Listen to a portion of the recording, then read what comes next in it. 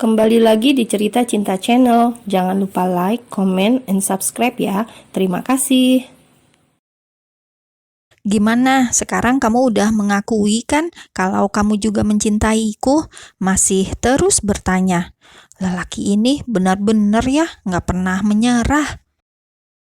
Kita bukan anak remaja lagi, Tama. Cinta itu nggak harus diungkapkan, cukup dijalani dan dirasakan. Namun jika kamu merasa cinta itu menyakitkan, maka berhentilah. Kini Nabila membalas kalimat-kalimat Tama tadi menjadi pujangga dadakan. Kenapa kamu manis sekali, Nabila? Tapi aku nggak setuju di kata-kata terakhirmu. Kita nggak boleh saling menyakiti. Menyentuh hidung Nabila dengan jari telunjuknya. Oke, kamu bisa berkata begitu sekarang. Kita lihat nanti siapa yang duluan menyakiti dan tersakiti. Nabila mengangkat bahunya, menyibakkan rambut panjangnya yang menutupi wajahnya karena angin bertiup kencang kala itu. Oke, tapi aku cuma mau memastikan kalau itu nggak boleh terjadi, titik. Nabila tersenyum sumringah, mencoba mempercayai kata-kata lelaki itu. Tama kembali menghentikan langkahnya, berdiri tepat di hadapan Nabila.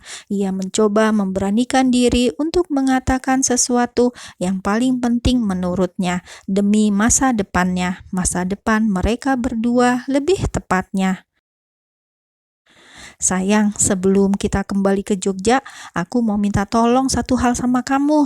Sorot matanya kali ini menggambarkan keseriusan, mencengkram erat bahu Nabila. Apalagi ini mau minta tolong? Apa itu? Nabila mengernyitkan dahinya. Setelah kita sampai di Jogja, aku mohon kamu untuk bersedia aku bawa ke rumahku, berkenalan dengan mama dan papaku. Tama serius dengan ucapannya. Ini adalah syarat dari mamanya agar ia bisa memutuskan perjodohannya dengan Citra. Nabila hanya terdiam tak percaya dengan apa yang diucapkan Tama barusan. Kenapa secepat ini? Apa alasannya, Tama? Kenapa terlalu cepat? Maaf, aku nggak bisa. Nabila, aku mohon. Cuma ini satu-satunya cara agar aku bisa memutuskan hubunganku dengan Citra. Masih mencengkram bahunya. Jadi benar aku ini orang ketiga di hubungan kalian. Sorot mata Nabila tajam menatap mata Tama. Bukan begitu sayang, kamu selalu yang pertama buatku, dari dulu sampai sekarang. Citralah yang menjadi orang ketiga di antara kita. Aku sama sekali nggak mencintainya. Masih berusaha meyakinkan Nabila. Pandai sekali kamu membolak-balikan kata. Enggak, aku tetap nggak bisa, Tama. Maaf. Melepaskan cengkraman Tama, kemudian berjalan. Nabila, please. Kemudian Tama menghadangnya dan berlutut di hadapannya, membuat Nabila terbelalak melihat tingkah Tama. Nabila malah tertawa. Kenapa kamu menertawakanku? Kemudian bangkit berdiri. Aku cuma ingin melihat seberapa besar usahamu, tersenyum sinis. Tama mendekatkan wajahnya ke wajah Nabila, kemudian memegang tengkuknya dan dahi mereka sudah bersatu.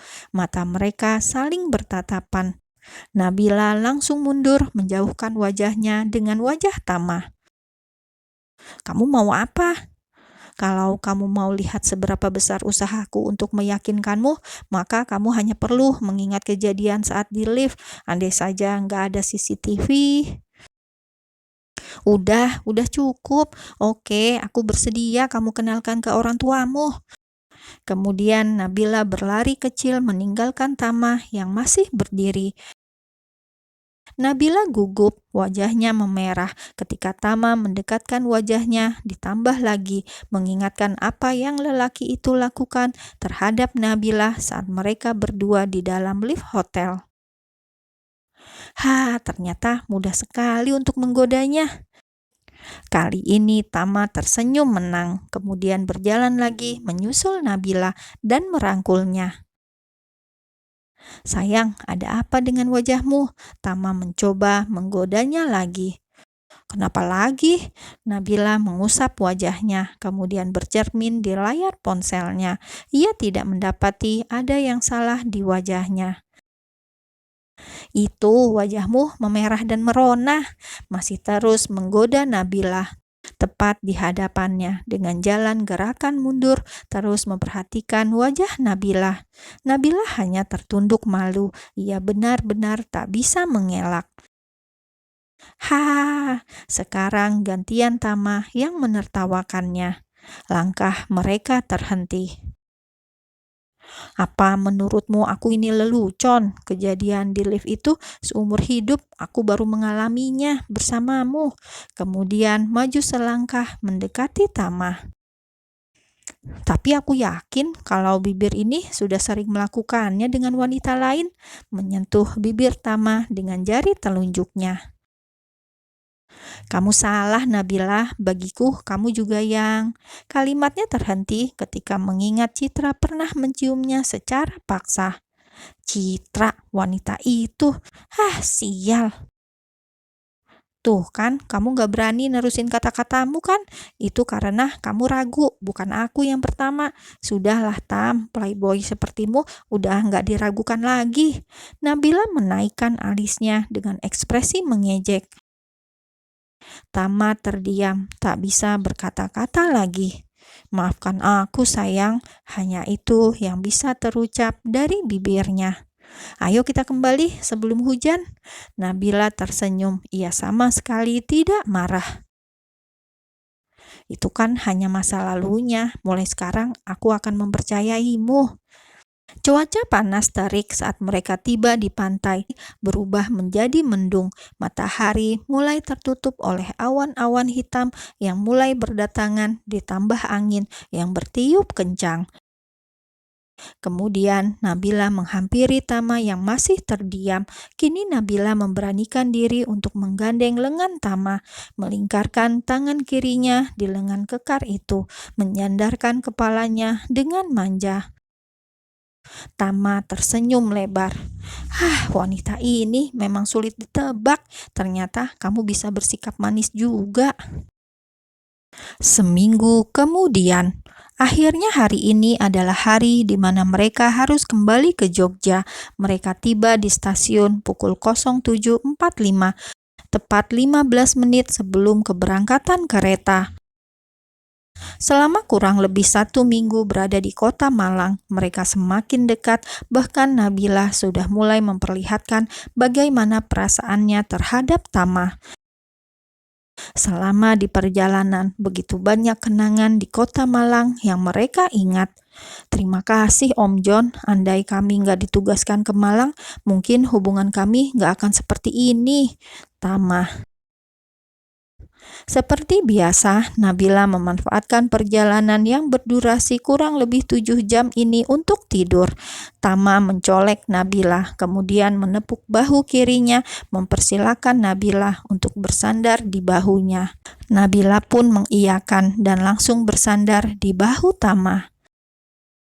"Nyaman sekali," tersenyum, kemudian kembali menutup matanya. Di rumah Nabila. Nabila sedang duduk di kursi makan menikmati masakan mamanya yang sudah sangat ia rindukan. "Gimana kerjaan kamu di sana? Lancar?"